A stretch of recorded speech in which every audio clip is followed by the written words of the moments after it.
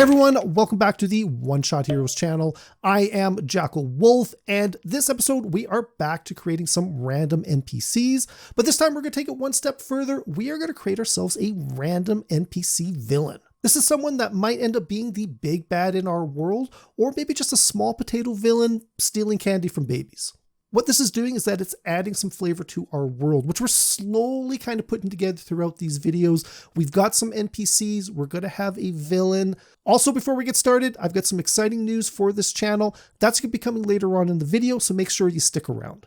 But as always, now would be a great time to click that subscribe button, hit that notification bell. That way you're alerted every time we post a new video to this channel. Also, if you're enjoying this content, you want to support, the best way you can help us out right now is by word of mouth. We are a very small channel, so if you tell two friends and they tell two friends and they tell two friends, that's really going to help us grow. Also, make sure you talk us up at your D&D session. Let people know that our channel is out there. Let them know about the type of videos that we're producing. And feel free to share this video as well as some of my other videos on the various social medias.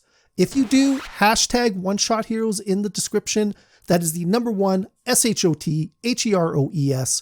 That way there's a good chance that we might be able to shout you out back. Also, don't forget to support your local game shop. They are a great source for D&D content as well as building your D&D community. But enough about that. Let's get back to this video. So to create ourselves a random video, we are once again going to turn to our trusty Dungeons Master's Guide. As well, for the actual dice rolling, I've got DM tools up. There's lots of random dice generators out there. You can use real dice in your world. I'm using this simply because it's a nice digital tool. Probably a little bit better than me trying to point my camera at a dice tray. Like creating a random NPC, most of the dice tables that we're going to use are in Chapter 4, creating non-player characters. But before we start, there's actually a great table all the way back in Chapter 3, which is creating adventures. And that is the adventure villains under the Identify Important NPCs tab. So you can see here, there is a random D20 roll that's going to help us narrow down the type of villain that we've got. This is somewhat similar to the random race table that we used last time to pick the race of our Minotaur NPC. Though in this case here, 1 to 8 is going to be a monstrous villain. 9 to 20 is going to be a humanoid villain. So if we do get the humanoid villain, we're going to go back to that race table where 1 to 9 is the standard races. If we hit the 10, we're going to have to do another roll to see which of the additional races it might end up being. And this time I'm going to do the math correctly if we end up doing that. So let's open up our dice tray. We're going to hit that D20. We're going to go throw that. And that's a 10. So it's going to be a humanoid cultist. Cultists are great villains. They're always up to some sort of evil. So let's clear this dice roll. We're going to bring up our D10. That's going to cover us for our 9 standard races. If we roll the 10 again, we're going to go break out the monster companion. So let's throw that and a 3. So that's going to be an elf. So we got an elven cultist, which is going to be kind of interesting. Now we're going to flip back over to Chapter 4 under the Villains tab. And we've now got a objective and scheme. So this is the villain's motivation. This is what they're actually after. You can see here we've got immortality, influence, some sort of magic, mayhem, passion, power, revenge, wealth. For each one of these roles, we've got an additional role to kind of narrow down that villain's motivation. So we're going to go with the D8. We're going to go throw that. That is a 6 power. Power is always a great motivator for a villain, especially for a cultist. A cultist could be trying to overthrow maybe a religious institution. They could be trying to overthrow a secular institution. But we got to go follow that up with a D4. That is a 2. Seize control of an army. All right, so that is an interesting idea. So we've got an elven cult probably operating in one of the bigger cities that are secretly trying to infiltrate the power, maybe to overthrow the government, maybe to fight sort of their occult. So obviously there's probably I'm going to call them an anti-cult faction. So they're trying to get extra members to maybe do their dirty work for them. So We now follow this up with the villain's method. So this is how are they going about trying to accomplish this? And this may get a little bit weird. We'll see if we can't work some sort of story out with it. It is a D20. We've got a range of stuff here from agricultural devastation, assault beatings, captivity, confidence scams, execution, dueling, lying or perjury, neglect, politics, religion. That would make the most sense. Theft or property crime, torture, warfare. There's a whole bunch of different options here. It is a D20, most of which have additional rolls to them. So let's go make that a D20. We're going to throw that. That is a nat 20. That is going to be warfare. So they're trying to take over an army using warfare. Interesting. Okay, it does kind of fit together. It's funny how these stories kind of fit together. These random NPCs work really well. So we're going to go make a D6 throw to narrow that down. That's a 6 again. Terrorism. Fits well with the cultists. If they're trying to get control of the army, maybe they're doing false flag missions where they're attacking somebody and leaving clues that it's their enemy, their anti-cult people that are doing it, trying to get the army to actually move in and take them out, leaving them in the shadows with their, hands sort of clean of the whole thing. I'm thinking Iron Man 3 plot where the villains are actually pretending it's another group to kind of shift blame away from them. Next up, we got the villain's secret weakness. So this is a D8 hidden object, weakened in the presence of a particular artifact, destroyed if it speaks its true name. A cultist, that could work as well. Villain loses its power if a mystic bargain it struck long ago is completed. I like that one. We've been hitting a lot of maxes on these dice. Let's go clear that up. D8, throw that. That's a 4.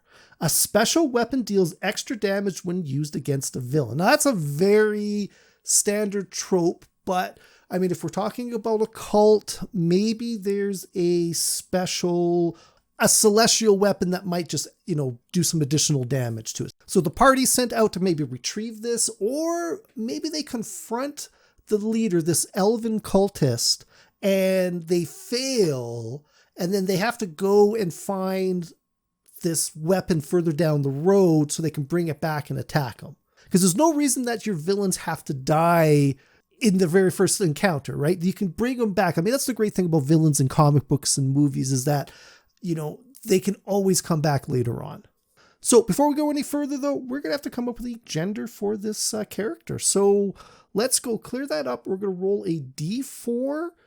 Odds, we're going to go male. Evens, we're going to go female. We're going to throw that, and that is a 1. So that is a odd number. That's going to be a male character. So next up, we got to come up with a name for this villain. I'm back on fantasynamegenerators.com. This is a random name generator that comes up with a bunch of different random names for like towns and dances and pretty much anything that you can think of. There are lots of other sites out there that do very similar things. This is the one that I'm familiar with. This is the one that I'm using. So what we're going to do is we're going to go click on the male name, random generator, and we got a bunch here. Nothing jumping out, but this is a random character, so we're randomly going to roll again. So there's 10 names there. We're going to go clear that up. D10, throw that dice. That is a 1. Melendrak Weosaurus. Melendrak Weosaurus. I like the first name. The last name's really kind of Sarius? I'm definitely not pronouncing that one right. Weosaurus. Melendrak Weosaurus, which is awesome. I think that's going to be a great name. But before we get onto the lore portion of this episode, I said earlier I had a big announcement for this channel. I just want to let everybody know I've just recently gone and splurged on a 3D printer. So one of the things we're going to be doing in the future is some actual model building and model printing. I think it's going to be kind of a cool little thing to add to this channel. I'm really excited about it. I hope you guys will be too. Keep an eye out for those videos. There's going to be more info coming once I receive the actual 3D printer and, kind of get some feel for it. So Melendrak Weosaurus is a high-level member, maybe even the leader of a cult. The cult is working to basically defeat their enemies by taking over an army, a local army, maybe. To do that, what they're doing is they're creating these false flag events around town, maybe around the countryside, where they're going in, killing a bunch of people, maybe destroying some property, leaving a bunch of clues behind that it is their enemy sect that they're against, or, you know, a different religious organization, somebody that's against them. They're creating all of this confusion to kind of convince the army to go in and do their dirty work for them. Melandrak's probably a member of the local government in sort of hiding in disguise, thinking like a Palpatine sort of scenario where he's kind of actively working against the government from the inside. The players are probably hired maybe by the government, maybe, you know, by Melandrak to go and investigate these, you know, terrorist incidences, find the evidence. Maybe the players ask a few more questions. They figure out that, you know, it's not actually this group that's being accused of them. It's somebody else. They got to go figure it out. Maybe they confront Melandrak. He defeats them because he's, you know, so powerful. So they got to go find this artifact. Maybe he's in disguise. Maybe they find this artifact and that removes his disguise. Or it reveals him for what he is. Or maybe the players don't find the extra evidence. Maybe they go and they, you know, take out this, you know, other faction for him, and they come back and they realize, oh, hey, we've done a really, really bad thing because now this other faction is kind of taking over. There's lots of different ways that this could play out depending on how the situation kind of gets set up. So I'm really, really happy with this characters. Melandrak Wayosaurus. Hopefully you guys enjoyed this video. If you did, please think about leaving a like and subscribe. Don't forget to support us by passing on word of mouth. Let people know about this channel. Let people know about our content. Hashtag One-Shot Heroes. And as always, remember to support your local gaming shop. That's going to be it. I'll see you guys next time. Goodbye.